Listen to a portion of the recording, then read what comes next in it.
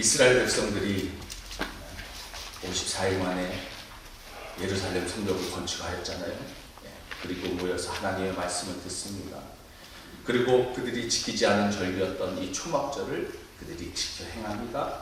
그리고 초막절이 끝난 후에 하루 쉬고 그 다음날 이스라엘 백성들이 또 모였어요. 그리고 낮에 4분의 1, 3시간을 서서 말씀을 또 듣고 낮에 4분의 1, 3시간을 죄를 자백하며 하나님을 경배합니다. 그러다가 성령의 역사 가운데 저들이 회개가 터져 나오는 것이 오늘 본문 말씀입니다. 3절에 보면은요, 이 날에 낮 4분의 1은 그 제자리에 서서 그들의 하나님 여호와의 율법책을 낭독하고 또 낮 4분의 1은 죄를 자복하며 그들의 하나님 여호와께 경배하였는데 9장 3절에 이와 같은 일들이 벌어진 겁니다.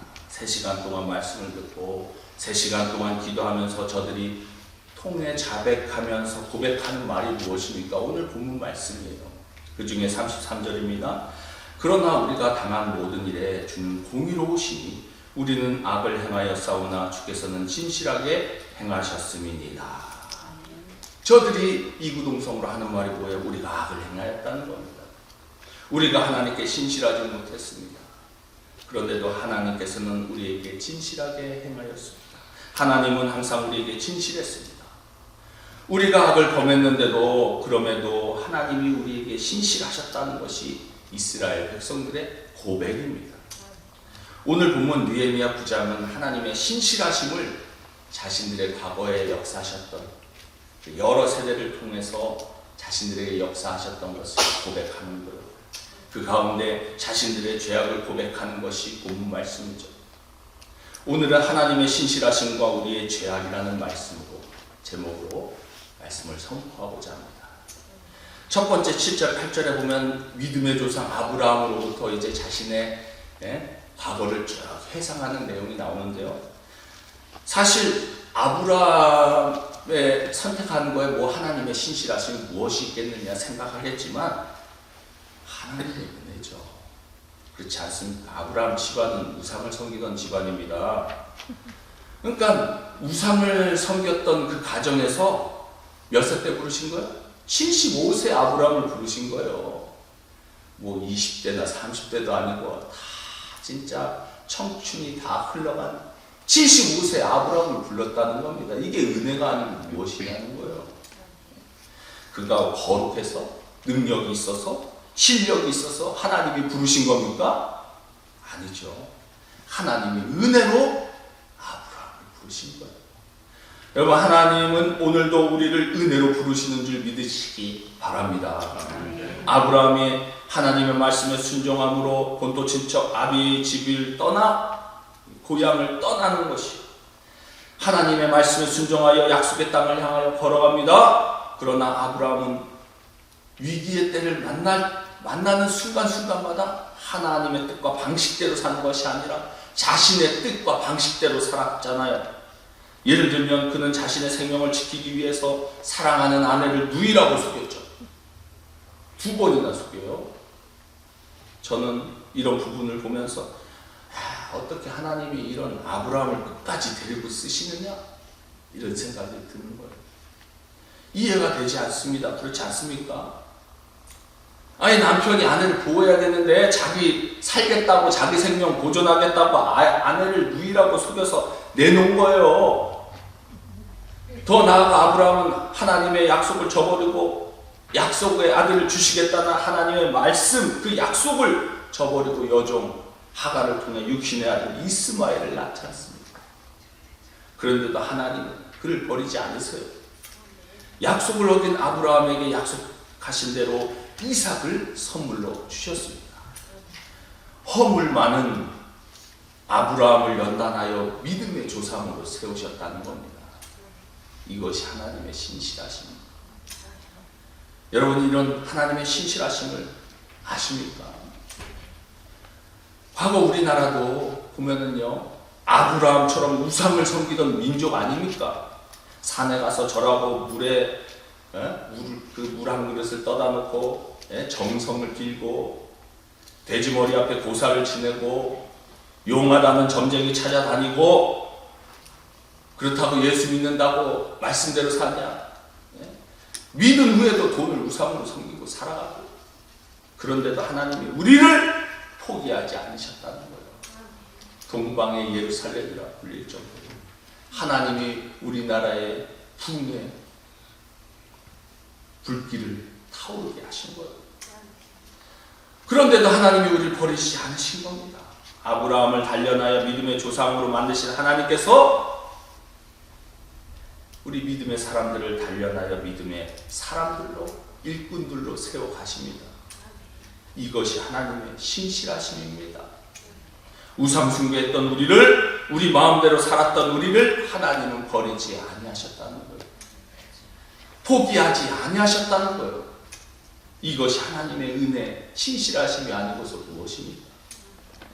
두 번째로 9장 9절부터 11절까지 출애굽 시대를 통해서 하나님의 신실하심을 드러냅니다.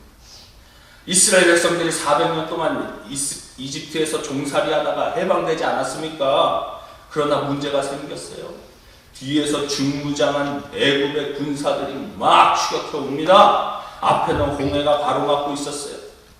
이스라엘 백성들이 두려워 떨며 막 지도자 모세를 원망합니다. 당신이 죽을 묘지가 없어서 이곳으로 끌고 와서 우리를 죽게 하냐고. 애굽 사람들을 섬기는 것이 차라리 여기서 죽는 것보다 낫다. 모세를 원망하고 원망하죠.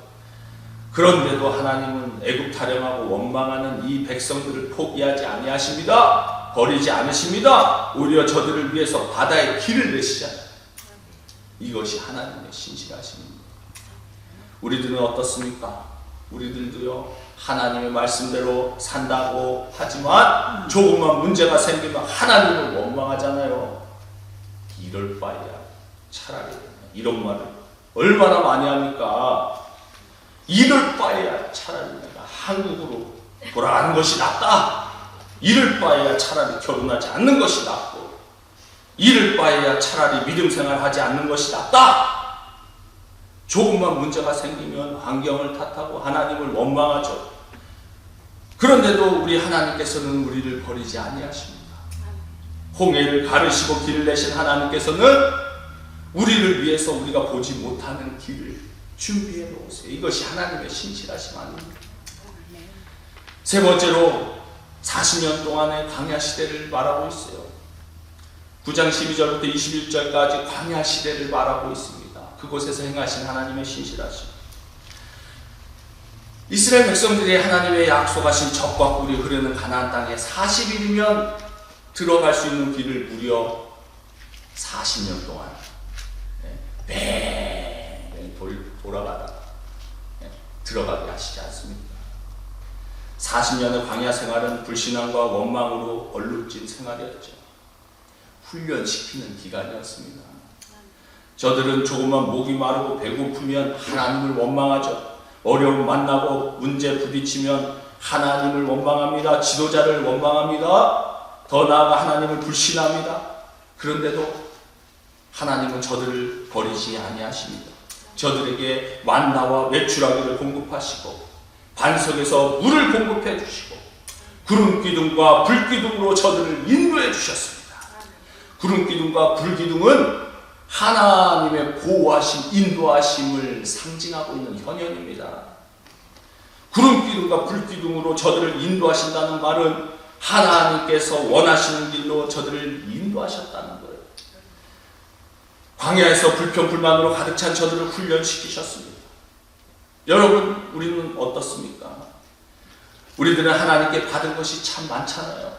그럼에도 불구하고 조금만 문제가 생기면 하나님을 원망하지 않습니다. 불평불만을 쏟아내지는 않느냐 말이죠. 내 뜻대로 일이 풀리지 않으면 환경 탓하고, 조상, 부모님 탓하고, 배우자 탓하고, 지도자 탓하고, 더 나아가서 하나님을 원망하지 않으십니다. 그런데도 우리 하나님은 우리를 버리지 아니하셨다는 거예요. 하나님은 우리를 끝까지 포기하지 아니하신다는 거예요. 네 번째로 9장 22절부터 25절에 가나안 정복 시대를 들어서 하나님의 신실하심을 말하고 있습니다. 25절과 26절 상반절 말씀입니다. 그들이 견고한 성읍과 기름진 땅을 점령하고, 젖밥꿀이 흐른 땅을 점령했잖아요. 모든 아름다운 물건이 가득한 집, 한우물과 포도원과 감람원과 허다한 광목을 차지하여 뭐야?